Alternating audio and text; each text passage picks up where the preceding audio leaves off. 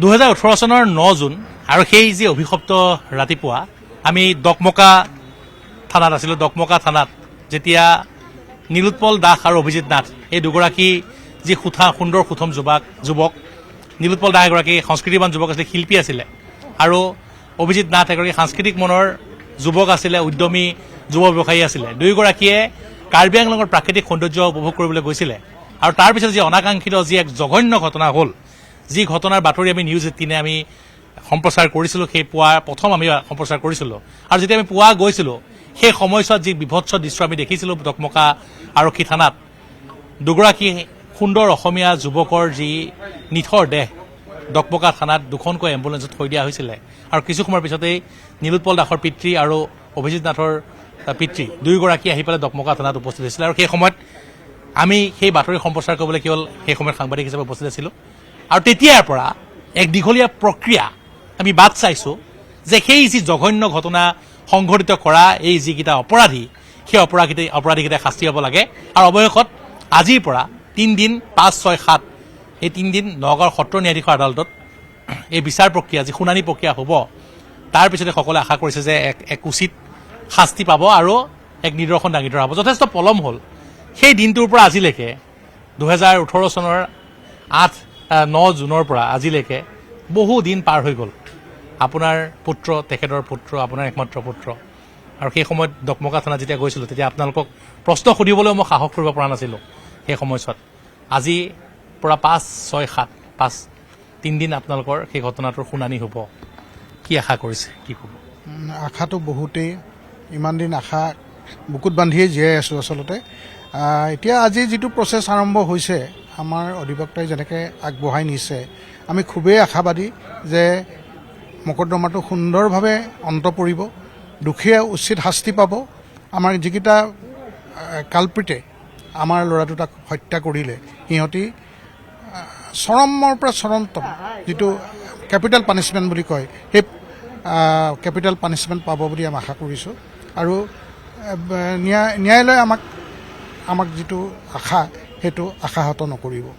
আৰু আজিৰ পৰা 3 দিন শুনানি হ'ব, হয়তো 2 দিন বাঢ়িবও পাৰে। যথেষ্ট বহু নাটক গ'ল, কেতিয়াবা অধিবক্তা উপস্থিত নাথাকে, কেতিয়াবা সাক্ষীয়ে মিছা কথা কয়। তথাপিও কিন্তু ভগৱানে যেন সুবিচাৰ বিচাৰিছে, যাৰ বাবে প্ৰক্ৰিয়া আগবাঢ়ি গৈ আছে। আচলতে বিচাৰ প্ৰক্ৰিয়াটো অলপ লেহেমীয়া হোৱাৰ কাৰণে আমি আচলতে খুব অন্তৰত আঘাত পাইছিলোঁ। আমাৰ মনত এটা আমি আশাহত হৈছিলোঁ, আচলতে খুব ফ্ৰাষ্ট্ৰেশ্যনত আহিছিলোঁ। গতিকে এতিয়া যদি দেখিলোঁ যে এই নতুনকৈ যেতিয়া আৰম্ভ হ'ল, তেতিয়াৰ পৰা আমাৰ আকৌ আশাৰ সঞ্চাৰ হ'ল। আমি আশা কৰিবলৈ ধৰিলোঁ যে, আৰু এতিয়া যি দেখিছোঁ আমাৰ আশাত আমি সজীৱ কৰি ৰাখিব পাৰিম, আৰু আমি যিটো আশা কৰিছিলোঁ সেইটো সুফল পাম। নিশ্চয়। নীলোৎপল দাসৰ পিতৃ আছে, আপোনাৰ পুত্ৰ, আমি পুনৰ যিহেতু চাওঁ এগৰাকী বিশ্বমানৰ শিল্পী আছিলে। আৰু সেই দিনটোৰ পৰা যেতিয়া এই ঘটনা সংঘটিত হৈছিলে, কেৱল মাত্ৰ অসমত বা ভাৰতত নহয়, সমগ্ৰ বিশ্বতে কিন্তু এই ঘটনাৰ প্ৰতিক্ৰিয়া হৈছিলে। দিন বাগৰি যোৱাৰ লগে লগে মানুহে হয়তো বহুতে পাহৰিছে, কিন্তু আমি পাহৰা নাই, কাৰণ সেই বাতৰি প্ৰথম সম্প্ৰচাৰ কৰিছোঁ। আৰু আজি সেই ঘটনাৰ শেষ পৰ্যায় পাইছেহি। কি ক'ব এই সময়ত? তাকেই মোৰ সতীৰ্থ নাথ ডাঙৰীয়াটো গোটেইখিনি কথা ক'লেই। তো এতিয়া মূল কথাটো হৈছে যে যি ধৰণে আমাৰ এতিয়া আৰ্গুমেণ্ট প্ৰক্ৰিয়া চলি আছে, আৰু মহামান্য আদালতেও তেখেতৰ কথা খুব ধৈৰ্য সহকাৰে শুনিছে, আৰু তেখেতৰ বিচাৰক মহোদয়ৰ কথাবিলাক বা তেখেতৰ যিখিনি জেষ্টাৰ পষ্টাৰ আমি দেখা পাইছোঁ, খুব আশাব্যঞ্জক। আৰু তেখেতে এটা ভাল ৰায়দান কৰিব বুলি আমাৰ আশা আছে। আৰু দ্বিতীয় কথা হৈছে কি, কেপিটেল পানিছমেণ্টৰ যিটো কথা কোৱা হৈছে, কেপিটেল পানিছমেণ্টৰ ভিতৰত আটাইতকৈ ডাঙৰ যিটো, সেইটো হৈছে এই নৰপিশাচকেইটাৰ এই পৃথিৱীত থকাৰ আৰু কোনো ধৰণৰ যুক্তি নাই। এইকেইটা যদি এই পৃথিৱীত থাকে, তেতিয়াহ'লে বুজি পোৱা যাব যে এনেকুৱা ধৰণৰ ঘটনা ঘটাবৰ কাৰণে বৰ বেছি সময় নালাগে আৰু কোনোবা তেনেকুৱা ধৰণৰ নৰপিশাচ ওলাব তাৰমানে তেওঁলোকে বুজি পাব যে এনে ধৰণৰ কৰ্ম কৰি পেলাই হয়তো আমি যাৱজ্জীৱন জেল 12 বছৰ 20 বছৰ যি হওক কৰি পেলাই আমি আৰামকে থাকিব পাৰোঁ য'ত সিহঁতৰ খাবলৈ ঘৰত সিহঁতৰ খুটকন নাই সিহঁতৰ যদি জেলত আৰামত থাকিব পাৰে কি অসুবিধা আছে সিহঁতৰ পৰিয়ালক যে কিবা চিন্তা কৰিব লাগে সিহঁতৰ পৰিয়ালৰ ল'ৰা ছোৱালী যে ভাল কৰিব লাগিব মানুহ কৰিব লাগিব সেইবিলাক যিহেতু তাহাঁতৰ কোনো চিন্তা নাই পৰিয়ালে কি খাব কি ল'ব সেইটোৰ যিহেতু চিন্তা নাই সিহঁতে আৰামকে এইবিলাক দুষ্কৰ্ম কৰি পেলাই সিহঁতে জেলত ভালকৈ থাকিব পাৰে কোনো অসুবিধা নাই তে গতিকে মহামান্য আদালতকে ধৰি আমি চৰকাৰকো এই বিষয়ে বহুবাৰ জনাইছোঁ সকলোৱে মানে যাতে এই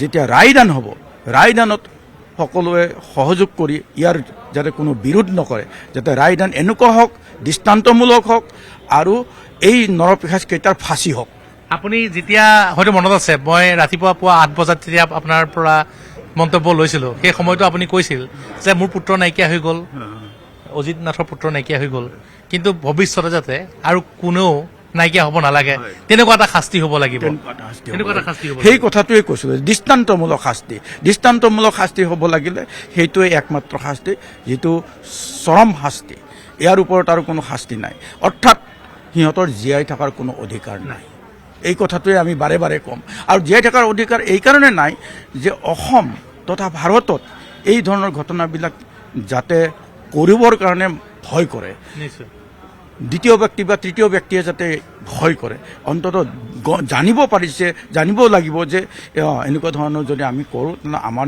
নিস্তাৰ নাই গতিকে আমি অলপ পিছুৱাই থাকোঁ বহুত কিন্তু কাৰণো আছে ইয়াৰ পিছতো মব লিঞ্চিং হৈছে যদি এই ঘটনাটোৰ শাস্তি ভালকে হয় মানে ভয় কৰিব নিশ্চয় আমি সেইটোৱে আশাত আছোঁ মই অকল মোৰ পৰিয়ালৰ কথাই ভবা নাই বা আমাৰ দুটা পৰিয়ালৰ কথাই আমি ভবা নাই আমি গোটেই মানে সমাজখনৰ কথা আমি চিন্তা কৰি পেলাই কৈছোঁ যে সিহঁতে চৰম শাস্তি পোৱাটো অত্যন্ত প্ৰয়োজন নিশ্চয় যিটো ঘটনা হ'ল যিটো মব লিঞ্চিঙৰ যিটো ঘটনা হ'ল মই এগৰাকী গোপাল চন্দ্ৰ দাস নীলোৎপল দাসৰ পিতৃ এগৰাকী বিশ্বমানৰ শিল্পী আছিলে বহু থলুৱা বাদ্য বজাব জানিছিলে নিজে বনাব জানিছিলে এগৰাকী শিল্পী সাংস্কৃতিক মনৰ কেৱল মাত্ৰ শিল্পী তেওঁ বাদ্যযন্ত্ৰই নহয় তেওঁ বিভিন্ন ধৰণৰ তেওঁ কলা কৃষ্টিৰ লগত জড়িত আছিলে খুব সুন্দৰ ছবি আঁকিছিলে কাৰ্বি আংলঙৰ প্ৰাকৃতিক সৌন্দৰ্য উপভোগ কৰিবলৈ এটা কাৰণেই গৈছিলে যেন তাৰ পৰা আৰু কিবা সৃষ্টি কৰিব পাৰি নেকি নীলোৎপল দাস সেইগৰাকী নীলোৎপল দাস নাইকিয়া হৈ গ'ল বিনা কাৰণত কোনো ধৰণৰ কাৰণ নোহোৱাকৈ